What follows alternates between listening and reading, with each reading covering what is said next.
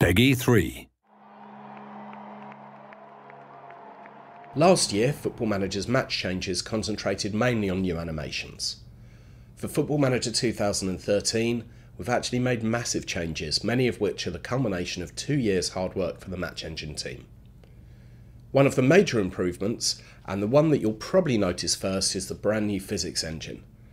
This means that the ball now moves more realistically and performs differently on different playing surfaces. The ball also curves better when it's passed and crossed, and the players react to its movement in a more natural way. You'll also notice that the ball reacts more realistically to external influences such as air resistance, wind, and other weather conditions. Bearing this in mind, managers can alter their tactics to take advantage of or to counter the matchday climate. For example, it might be better to avoid playing a long ball when kicking into a strong wind. The main focus of each match is, of course, the players, and this year we've made them more lifelike than ever. The body scaling is more realistic, so tall, cumbersome centre-halves will visibly tower over small, pacey strikers. The head tracking's improved too, so that players now actively look around to find their closest counterparts. As well as graphical improvements, Paul Collier and his team have rewritten huge amounts of the Match Engine's AI to make it even more realistic. It was already the best simulation of football in the game sphere, and the bar has now been raised way, way higher. Another development of the game engine is the improvement of the matchday cameras.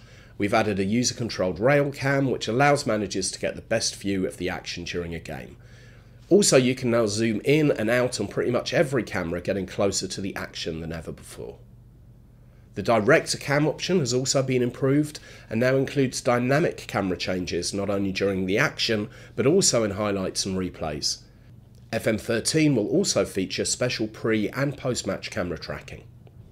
With all of these new improvements and hundreds of new and reworked animations and a brand new look for the match screen, Football Manager's matchday experience is the best we've had in the series to date. There are plenty of smaller updates that you'll notice.